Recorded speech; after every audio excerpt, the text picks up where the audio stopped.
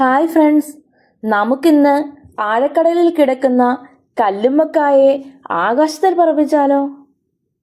നിങ്ങൾ ഓർക്കും ഈ കൊച്ച് ഇതെന്ത് വട്ടൊക്കെയാ ഈ പറയുന്നതെന്ന്.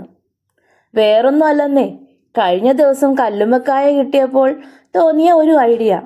അതെന്നേ, കല്ലുമ്മക്കായയുടെ ഷെല്ലുകൾ കണ്ടപ്പോൾ എൻ്റെ ബൾബുകൾ ഇതാ മിന്നി മിന്നി കത്തുന്നു. എന്താണെന്നോ, കല്ലുമ്മക്കായയുടെ ഷെല്ലുകൾ പെയിന്റ് അടിച്ച് മനോഹരമാക്കി ഒരു ചിത്രശലഭമാക്കുക. എങ്ങനെയുണ്ട് ഐഡിയ? പൊളിയല്ലേ? കുറച്ച് പെയിന്റൊക്കെ അടിച്ചിട്ട് അമ്മയെ വീഡിയോ കോൾ വിളിച്ച് കാണിച്ചു കൊടുത്തപ്പോൾ അമ്മ ചോദിക്കുക, ഇതെന്താടി പുഴുവാണോ എന്ന്. ഹോ, എൻ്റെ ചങ്ക് തകർന്നുപോയി. അമ്മ ഇതെന്തോ ചോദ്യമാ ചോദിക്കുന്നേ?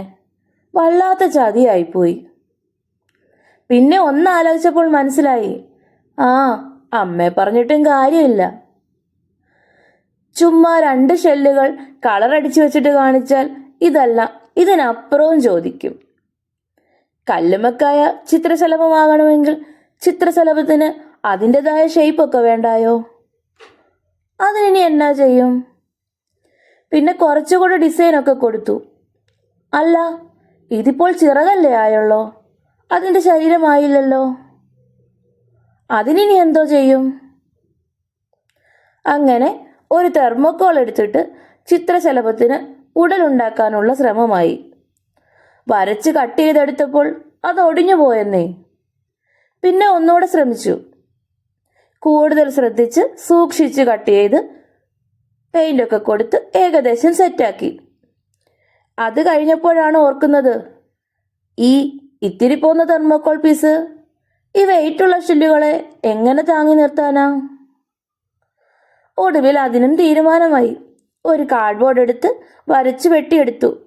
പിന്നെ തെർമോക്കോൾ ഒടിഞ്ഞു പോകാതിരിക്കാൻ നടുക്ക് അതിനുള്ള പ്രത്യേക ഇരിപ്പിടവും നിർമ്മിച്ചു.